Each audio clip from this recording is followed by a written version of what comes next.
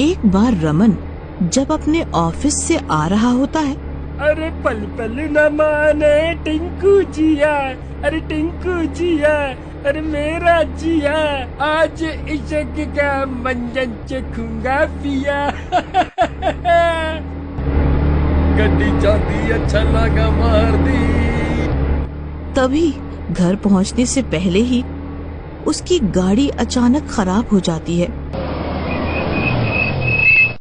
वो फिर बस का इंतजार करने लगता है। तभी उसे एक बस आती दिखाई देती है और वो खुश हो जाता है। रमन बस में चढ़ जाता है और टिकट नहीं लेता। बस में भीड़ होती है तो रमन सोचता है, मैं आज टिकट नहीं लूंगा क्योंकि बस में भीड़ बहुत है, किसी को पता भी नहीं चलेगा और मेरे पैसे भी बच जाएंगे। किसी तरह जब कंडक्टर टिकट के लिए पीछे जाता तो रमन आगे आ जाता और कंडक्टर के आगे आने पर रमन पीछे चला जाता। इस तरह वो टिकट ना लेकर बहुत खुश था। कुछ देर बाद रमन कुछ अजीब सा महसूस करता है, जैसे उससे कोई डरा रहा हो। उसे डरावनी सी आवाजें आने लगती हैं।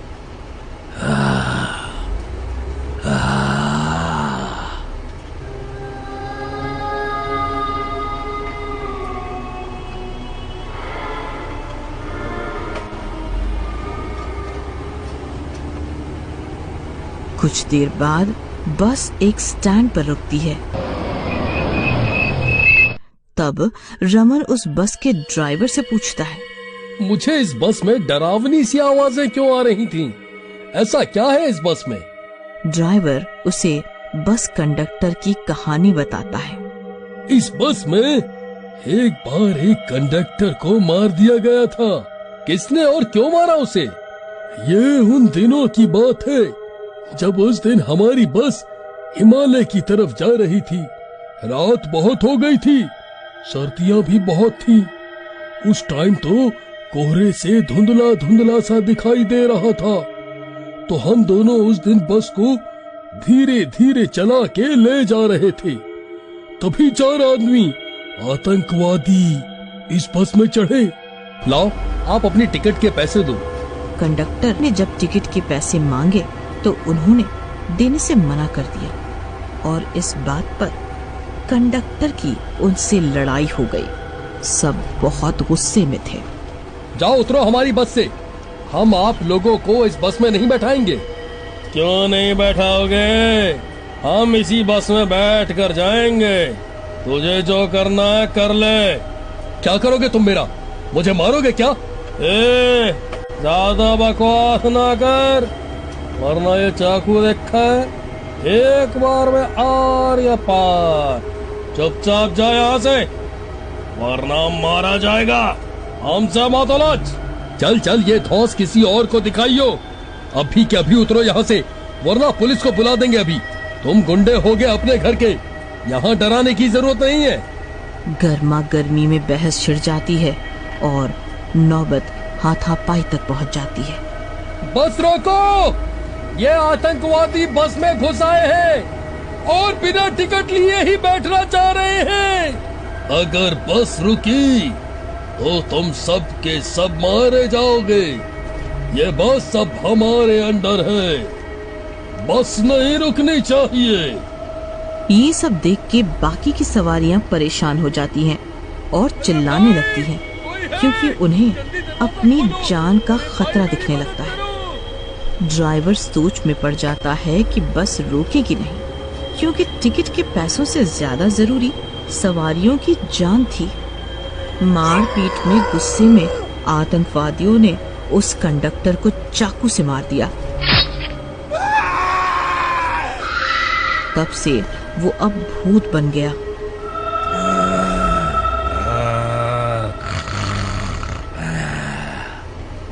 और तब से उसकी आत्मा इस बस में रहती है।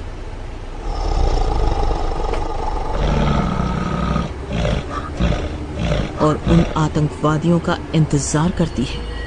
ये सब सुन के रमन सदमे में आ जाता है और पूछता है, क्या सच में ऐसा हुआ था? हाँ हाँ, यही सच है। लेकिन ये आत्मा मुझे क्यों डरा रही है? मैंने तो कुछ नहीं किया इसके साथ। तुमने भी शायद टिकट नहीं ली होगी, तभी वो आपको परेशान कर रहा होगा। मैंने भी टिकट नहीं ली। नहीं नहीं, मुझे माफ कर दो। मैं आज के बाद फिर कभी ऐसा नहीं करूंगा। हाय राम, आज तो बच गए। कुछ दिनों बाद जब वो भूतिया बस वहाँ से निकलकर जाती है, तभी वो 4 बदमाश लड़के उस बस में चढ़ते हैं। पारदेसी पारदेसी जाना नहीं, जाना नहीं, हमें छोड़ के, हमें छोड़ के।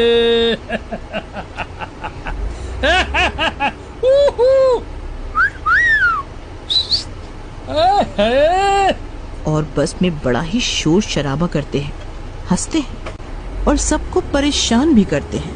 लो भाई, आप चारों भी टिकट लो और उनके पैसे दो।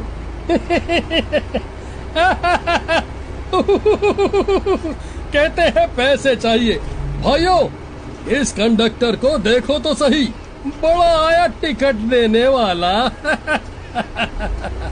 टिकट तो लेनी ही पड़ेगी। कंडक्टर और उन लड़कों में कुछ देर तक बहस होती है और वो भूतिया कंडक्टर सब सुन और देख रहा होता है।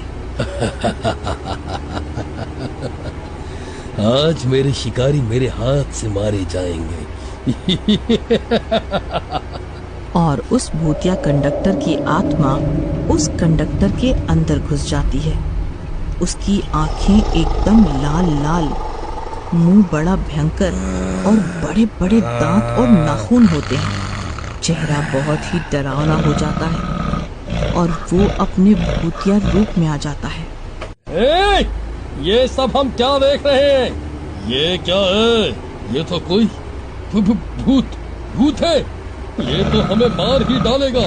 नहीं, हमें कोई बचाओ, बचाओ, इस भूत से कोई तो बचाओ।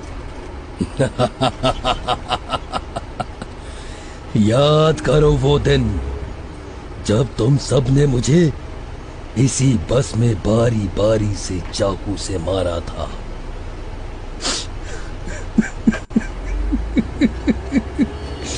क्या कसूर था मेरा? मैं तो इसकी तरह ही टिकट के पैसे मांग रहा था तुम सब से, लेकिन तुम सब ने मुझे तड़पा तड़पा के मारा।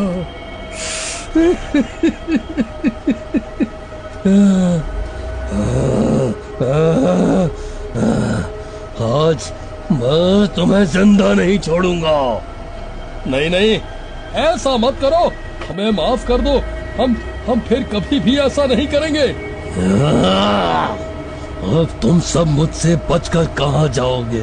भागो, भागो, कहाँ भागोगे? नहीं नहीं नहीं, जाने दो, हमें छोड़ दो।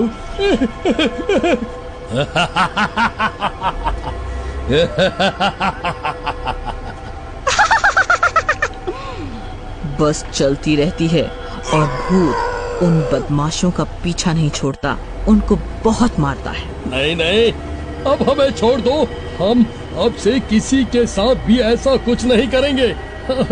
हमें मत मारो। नहीं, आज तो मैं तुम सबको नहीं छोड़ूंगा। तुम्हें मार कर ही तो मुझे इस आत्मा से मुक्ति मिलेगी। इसी तरह अंधेरा हो जाता है। जोर जोर से बारिश होने लगती है, बिजली कड़कने लगती है, लेकिन बस नहीं रुकती। वो अपनी रफ्तार में चलती रहती है। कुछ देर और चलने के बाद बस एक पहाड़ी पर जाके रुकती है और सुनसान पहाड़ी, भयानक आवाजें और साए साए हवा चलने लगती है। घना अंधेरा छा जाता है।